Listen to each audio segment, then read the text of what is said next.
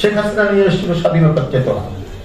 এই চেতনাকে বিকৃত করে, পারভার্টেড করে এমন একটা পর্যায়ে নিয়ে গেছে যে সাধারণ মানুষের কথা শুনলেই মনে করি বাবা ফ্যাসিবাদের বোধহয় কোনো মানে ইয়ে হলো, কোন ধরনের একটা প্রকাশ ঘটছে কিনা এটা নিয়ে মানুষ একটা শঙ্কায় থাকে। একটা ভালো জিনিস যদি, খারাপ লোক যদি এটাকে বারবার এটা নিয়ে কথা বলে তাহলে সেই অবস্থাটাই তৈরি হয়।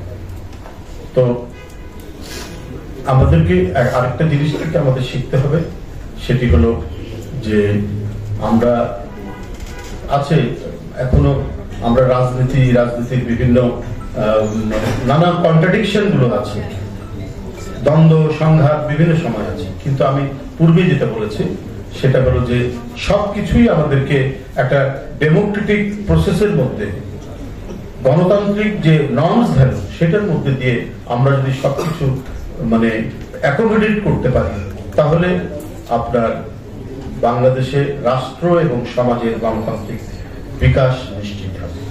এবং আজকে যে যারা বয়ান তৈরি করেছেন, এখনো যারা বলেন আর শেখ হাসিনা থাকলেই বোধহয় ভালো ছিল, সে যাই হোক সে তো খুব শক্ত হাতে চালিয়েছে বলে। আওয়ামী বুদ্ধিজীবীদের তো শেষ, বুদ্ধিজীবী থাকে এটা মনে করবেন না যে ফ্যাসিস্টদের পক্ষে বুদ্ধিজীবী থাকে, বুদ্ধিজীবী থাকে। আপনার জার্মানের নাৎসিবাদের পক্ষে আপনার এজরা পাউন্ডের মতো বিখ্যাত কবি, এবং যার পত্রিকায় কোন কবি যদি একটা কবিতা ছাপা হতো তাহলে সে একজন প্রতিষ্ঠিত কবি হিসাবে তার নাম ডাক হয়ে যেত। এইরকম মানুষও নাৎসিবাদকে ইয়ে দিয়েছে, সমর্থন করেছে। এমনকি বিখ্যাত জার্মান যে রাইটার পরবর্তী সেও নাকি ইয়াং, তখন দ্বিতীয় বিশ্বযুদ্ধের সময় তিনি ইয়াং, তিনিও হিটলারের ইয়াং গ্রুপারের সাথে ছিলেন। এই ধরনের পরে সন্দেহ হয়েছিল পরে তার নোবেল প্রাইজ দেওয়া যাবে কিনা, এটা নিয়েও কথা উঠেছে যে তাকে কি করবে, আন্তর্জাতিক ভাবে তাকে বয়কট করবে কিনা, এই কথাগুলো এসছে পরবর্তী পর্যায়ে। সুতরাং মানে নাৎসিদের পক্ষে, ফ্যাসিস্টদের পক্ষে যে বুদ্ধিজীবী থাকে না, থাকে ডক্টর জাফর ইকবালদের মতো লোক থাকে, থাকবে, কিন্তু ওই লোকদের যেটা সত্যের সন্ধান করে আপনাদেরকে এগোতে হবে।